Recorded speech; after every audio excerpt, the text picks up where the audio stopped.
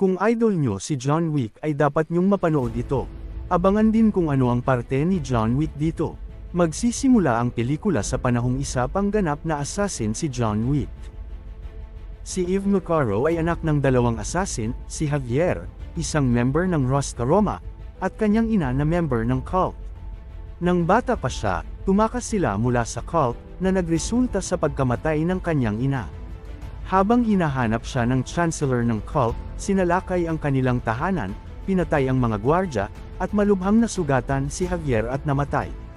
Dinala siya ni Winston sa Rosca Roma, ang grupo ng kinabibilangan pa noon na si John Wick, kung saan siya sumailalim sa pagsasanay sa sayaw at pagiging assassin sa ilalim ng director. Pagkalipas ng 12 taon, naging ganap na Assassin's Eve. Isang araw, inatake siya ng isang assassin na kanyang pinatay at natuklasan na isa itong miyembro ng cult. Sumugod din siya sa isang bar para patayin ang mga ibang miyembro ng cult. Nais niyang maghiganti, dahil na din sa pagkamatay ng kanyang ama at ina noon, ngunit ipinagbabawal ito ng director dahil sa kasunduan sa pagitan ng Rosca Roma at cult. Dito niya unang nakilala si John Wick, at nagbigay ng payo ito na habang maaga pa ay umalis na ito sa grupo. Sa kabila ng pagbabawal, nagpunta si Eve sa New York Continental upang makipagkita kay Winston. Ibinunyag ni Winston na si Daniel Pine, isang miyembro ng cult, ay nasa Prague Continental na may malaking gantimpala sa kanyang ulo. Dumating si Eve sa Prague at natagpuan ang anak ni Pine, si Ella, na tumakas mula sa cult. Nang hindi patayin ni Eve si Pine, tumaas ang gantimpala, at sinalakay sila ng mga miyembro ng cult. Tumulong si Eve kay Pine at ipinagkatiwala sa kanya si Ella.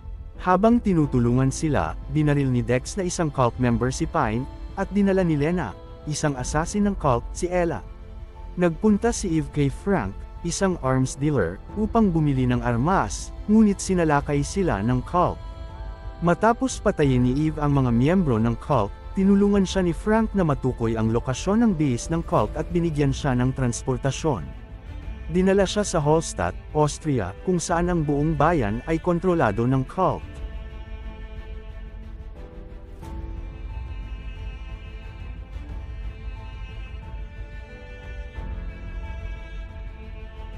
Nahuli si Eve at dinala sa Chancellor, ang leader ng cult na natuklasan ang kanyang koneksyon sa Rosca Roma.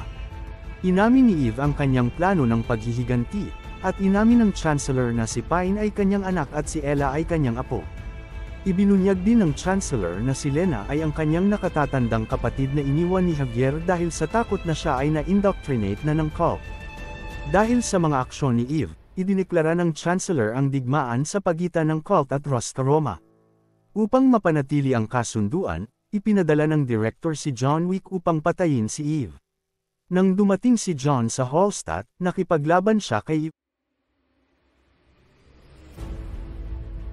Ngunit hindi niya ito pinatay at hinikayat siyang umalis. Nang tumanggi si Eve, binigyan siya ni John ng natitirang 30 minuto bago maghatingabi upang patayin ang Chancellor. Kung hindi niya magagawa, wala nang pagpipilian si John kundi ituloy ang kanyang kontrata. Nang magsimula ang labanan,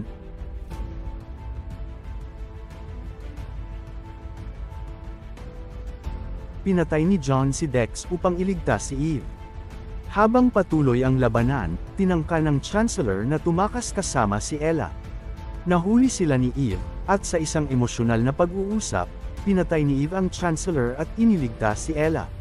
Tinawagan ni John ang director at inihayag na patay na ang Chancellor. Bumalik si Eve sa New York Continental at muling nagkita sila ni Pine, na nagpapagaling mula sa kanyang mga sugat. Habang nanunood si Eve ng pagtatanghal ng ballet ni Tatiana, isang dating trainee ng Kikimora, natanggap niya ang balita na may malaking gantimpala na nakalagay sa kanyang ulo. Dahil dito, nagdesisyon siyang lisanin ang teatro at magpatuloy sa kanyang buhay bilang isang exile na assassin. Ang ballerina ay isang kwento ng paghihiganti, pamilya, at pagnanais na makamtan ang hustisya sa isang madilim na mundo ng assassins.